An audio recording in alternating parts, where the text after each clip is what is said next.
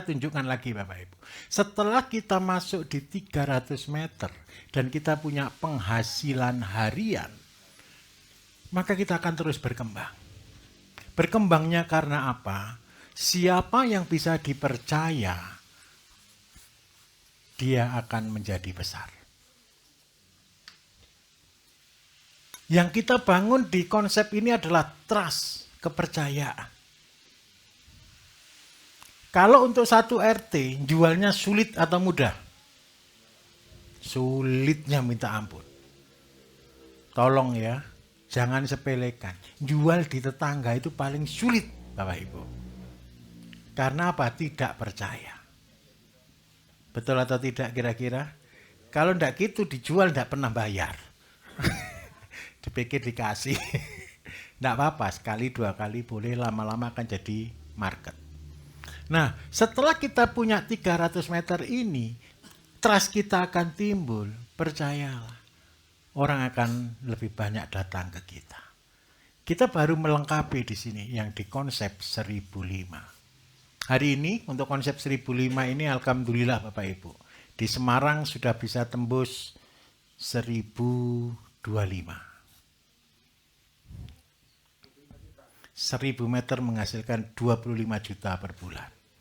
Dari lahan 1000 meter sekarang sudah berkembang menjadi 2 hektar. Ini di tengah kota Semarang. Apa yang harus kita kerjakan di konsep 1005? Kalau di sini cuma hanya sayur dan kebutuhan-kebutuhan kecil. Kalau di 1005 sudah ada ayam, sudah ada kambing, sudah ada ikan, sudah ada sayur. Syukur-syukur sudah ada beras.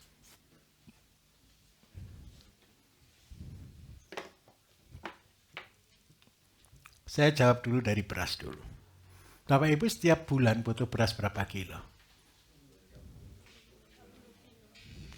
25 lah rata-rata, sehari 7 on biasanya kan. Anggap aja beras satu keluarga 25 kilo. Umurnya beras berapa bulan? 4 bulan. Ketemu berapa? Berarti tiap keluarga 100 kilo. Saya minta maaf. Nggak usah muluk-muluk mikir yang lain. Pikirkan dulu tiap keluarga beres dulu. Kalau Bapak Ibu butuh beras 100 kilo, berarti butuh gabah 200 kilo. Tadi Bapak Ibu sudah buat media? Pakai galon atau pakai polybag? Pakai dua-duanya. Seandainya Bapak Ibu pakai model galon. Sudah tahu ya cara buatnya ya. Tolong ini ditanami dengan padi. Saya paling kesel jawabi padi Bapak Ibu. Padi itu kalau ditanam di sawah itu resikonya tinggi sekali. Petani itu berdoa pada waktu tanam minta hujan. Betul atau tidak? Yang datang apa? Kering. Pada waktu panen berdoa minta panas. Yang datang banjir. Jadi akhirnya alam yang tidak bisa kita kontrol. Kenapa saya harus membuat program ini? Saya menciptakan ketahanan pangan keluarga. Kenapa ketahanan pangan keluarga ini penting Bapak Ibu? Satu. Ini saya terus terang niru yang dari Jepang. Di Jepang itu, karena mereka kebutuhan utama adalah beras. Anak-anak mudanya dilatih mulai sedini mungkin penelitian tentang padi. Sekarang kalau kita di Indonesia, anak-anak muda disuruh belajar padi, mau atau tidak? Alasannya apa? Kotor, panas, betul enggak? Karena sudah tahu alasan itu, ini untuk generasi yang baru, untuk petani milenial. Kemarin mana petani milenial kemarin ya? Yang usia 21 tahun? Oh ini ya, luar biasa.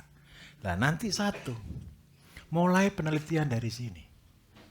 Tanamnya 1 galon ini kita isi 4 tanaman. Padi.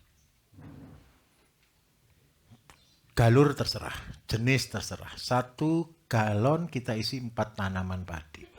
Kita asumsi, kalau Bapak Ibu bagus, satu anakan itu bisa satu rumpun bisa keluar 20, 30. Saya buat terjelek, keluar 10. Berarti 1 galon keluar berapa anakan? 40. Satu malai Bapak Ibu, standar itu di angka 200. Ada yang 300, ada yang kurang, tapi rata-rata di angka 200. Berarti kali 200 malai. Berarti ketemu berapa biji? Ya, betul ya. 8.000 biji. 8.000 biji per 1.000 biji, Bapak Ibu itu ketemu 25 gram. Berarti di sini ketemu berapa? Dibagi ketemu berapa berarti? Ini per 1.000 ketemu 25 gram. Berarti 8 kali ini ketemu 200 gram. Kalau 1 galon 200 gram, kebutuhan kita satu panen, satu siklus 200 kilo, berarti butuh berapa galon? 1.000. Ya betul ya, 1.000 ya. 0,2 berarti 1.000 toh. 1.000 galon. 1 meter persegi itu isi 9. Berarti kita butuh tanah berapa? Anggap aja 120 meter persegi. Saya minta maaf Bapak Ibu. Seandainya semua keluarga punya tanah 100 meter dan digunakan untuk tanam padi, maka semua keluarga tidak ada yang beli beras lagi. Kalau seandainya program ini dijalankan, loh Pak yang di kota enggak punya, ya urusan kota nanti dulu deh. Kita yang punya tanah dulu. Nanti yang sawahnya Bapak Ibu, ini jangan tanam di sawah loh ya. Tanam di samping jendela. Tanam di samping kamar. Supaya apa? Tikus minimal 1 Bapak Ibu. Kalau sudah ada galon, tikus enggak naik kok, percayalah. Hamanya Bapak Ibu yang paling sering ngomong ke saya tanaman padi apa sih? Burung, betul kan? Kalau di samping rumah burungnya takut Bapak Ibu. Tikusnya juga tidak mungkin bisa naik karena ini pakai galon. Terus yang berikutnya lagi tidak perlu tengkar gara-gara air. Loh, air itu kan sumber masalah terbesar di pertanian. Nah iya betul, karena itu sudah tidak usah pakai gitu lagi karena airnya sudah ada di sini. Yang penting lagi, tidak usah nyangkul. Kalau ini dicangkul buyar ini. Tugasnya hanya satu, nyemprot pakai ZPT, melihat saja. Dan mengamati saja. Karena apa? Mupuknya cuma sekali saja dan sudah selesai. Ini untuk pekerjaan orang-orang malas. Karena petani-petani kita tambah lama tambah malas Bapak Ibu. Betul atau tidak kira-kira? Nah, dengan cara ini, maka kita akan menghasilkan kebutuhan pokok itu setiap keluarga. Goal saya dari program padi ini apa? Kalau anak-anak muda mau fokus di sini, maka ilmuwan-ilmuwan padi akan muncul. Kalau begini tanam padi mudah atau susah kira-kira? Mudah. Tidak perlu harus langsung 1.000 galon. Ada 100, ada 10, main-main saja. Terus kalau kepengen hasilnya tinggi bagaimana Pak? Ya di pupuknya lebih banyak. Hasilnya pasti tinggi. Hari ini tertinggi Cina dengan 30 ton per hektar. Tidak pakai galon Pak. Tidak pakai galon. Tapi sudah full teknologi.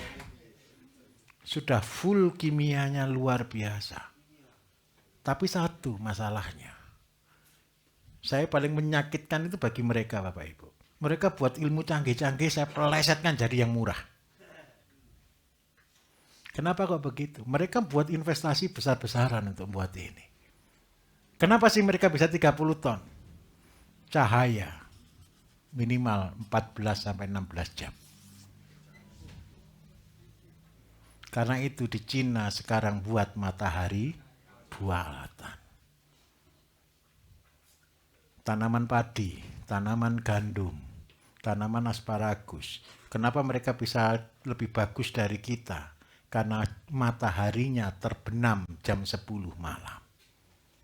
Matahari kita terbenam jam 4 sampai jam 5 sore. Kita cuma kalah di matahari saja. Kalau kita mau ngejar target ke 30 ton, berarti kasih lampu. Terus yang kedua, karena jumlahnya lebih banyak, pupuknya lebih banyak. Tapi saya berharap nanti yang menemukan ini bukan saya yang cerita. Anak-anaknya Bapak Ibu yang cerita. Saya bisa buat 30 ton, syukur-syukur 40 ton. Jenis-jenis yang baru sudah mulai muncul. Tapi dasarnya ini dulu. Kalau dasarnya ini mudah atau susah kira-kira? Mudah. Asalkan main. Ini kerja atau main-main Bapak Ibu? Main-main. Nah, main-main tapi menghasilkan. Kalau Bapak Ibu lihat dari awal sampai di sini, ini kerjaan atau main-main? Susah atau berat kerjanya atau gampang? Gampang. Bapak Ibu senang mana? Main atau kerja? Nah, main tapi yang menghasilkan. Nah, sampai di beras, clear. Mudah atau susah kira-kira untuk beras? Sekarang saya naik ke sayur. Sayurnya Bapak Ibu kalau tadi di 300, kalau untuk ini sudah di 500 meter. Kenapa harus di 500 meter? Karena pasarnya sudah jangkau 1 RW, kurang lebih di 70 kakak. Sayurannya bukan hanya sayuran harian, sudah ada sayuran cabai, terong, tomat. Nah, itu tanaman di situ sudah ada. Terus yang kedua ikan. Nah, sekarang kita masuk ke perikanan. Bapak Ibu, pertanian itu yang dibutuhkan paling banyak itu apa? Air. Semakin tempatnya Bapak Ibu tidak ada air, Bapak Ibu harus membuat kolam ikan.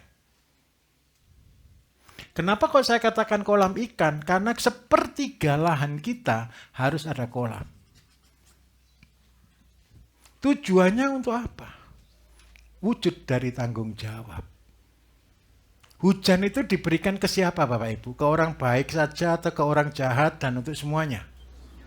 Artinya begini, itu adalah keadilannya Tuhan. Keadilannya Gusti Allah. Dia memberikan berkah kepada semua umat.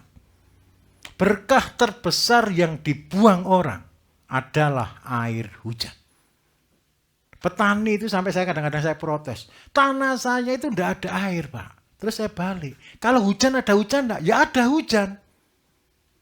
Terus airnya kalau hujan kan cuma numpang lewat. Loh kenapa enggak disuruh berhenti? Ya enggak bisa berhenti. Ya enggak mungkin air disuruh berhenti bisa kalau enggak dibuatkan kolam. Betul atau tidak Bapak Ibu? Jadi tidak ada alasan apapun. Ketika kita mengatakan sumber daya alam kita kurang, ya harus kita sediakan. Paling gampang kita harus sediakan ikan dan kolam. Seluas berapa? Sepertiga lahan kita adalah kolam. Supaya apa? Pada waktu banjir rezeki kita tampung, pada waktu kita musim kering kita bisa nyiram. Buat ikan ini Bapak Ibu ada konsepnya. Berarti kalau ikan ini sepertiga dari tanah 1000 meter, berarti luasnya kolam berapa? 300. Sampai 330. Nah, seandainya 300 nih, sepertiga lagi adalah pakan. Jangan sampai pelihara ikan nambah biaya. Siapa di sini yang kemarin sudah pernah pelihara ikan? Sudah? Biaya terbesar di mana? Pakan. Ikuti pakan pasti bangkrut. Itu yang terjadi. Terus yang kedua, terus terang, saya tidak pernah senang pelihara ikan lele Bapak Ibu. Kenapa tidak senang ikan lele? Ikan lele itu kalau terlalu besar tidak laku. Jadi permainannya pedagang, betul atau tidak? Saya lebih senang ikan yang tidak ngasih makan banyak tapi tambah lama tambah mahal. Karena itu saya senang ikan itu sebenarnya cuma 2 atau 3 lah. Nila, gurami, bandeng. Pokoknya ikan yang semakin besar semakin senang. Nggak laku jangan dijual. Mau nggak ngasih makan aja kok. Betul atau tidak? Dan sepertiga dipakai untuk pakan. Saya kembangkan azolla. Sepertiga. Berarti kalau begini yang untuk kolam berapa? 200. Yang untuk azolla berapa? 100. Kenapa harus ada kolam azolla 100? Ini rumus saya. 8 meter persegi menghasilkan 1 kilo azolla per hari. Berarti kalau kita punya 100, berarti berapa kilo azolla panen kita per hari? Sekitar 12 kilo. Kita punya pakan 12 kilo gratis. Nah, karena kita sudah punya kolam Bapak Ibu, kita buat konsep lagi yang kita sebut dengan teori gara-gara. Gara-gara saya punya tanah 1000 meter, saya bisa tanam beras. Karena beras juga butuh air, saya juga tanam sayur dan ikan. Ikan, gara-gara ikan saya buat pakan. Gara-gara saya punya pakan dan butuh ikan, saya butuh ayam atau bebek. Nah, kalau sudah ada ayam atau bebek, tujuannya untuk apa? Tujuannya untuk buang kotoran. Tapi kalau paling bagus, kalau yang kombinasi dengan ikan bukan ayam, tapi bebek atau entok. Kenapa bebek dan ayam berbeda Bapak Ibu? Apa yang membedakan ayam dan bebek? Coba. Kakinya beda, paruhnya beda. Betul atau tidak? Kenapa kakinya bebek kok begitu? Karena dia hidup di perairan. Dan yang paling unik lagi satu-satunya kotoran yang bisa dimakan langsung oleh ikan dan ikan tidak keracunan amonia adalah kotoran bebek dan entok dan sejenisnya. Kalau Bapak Ibu pelihara ikan, kotoran ayam yang diberikan, ikannya yang mabuk. Karena pencernaannya beda. Berapa banyak bebek yang bisa kita pelihara? Ini ada rumusnya juga Bapak Ibu. Kalau kolam kita 200 meter, kalau ikan kecil, bebeknya cuma 1:10. Berarti kalau 200 meter berarti bebeknya berapa? 20. Tetapi ketika ikannya sudah lama tambah besar, ikannya 1 meter kolam, 1 ekor bebek.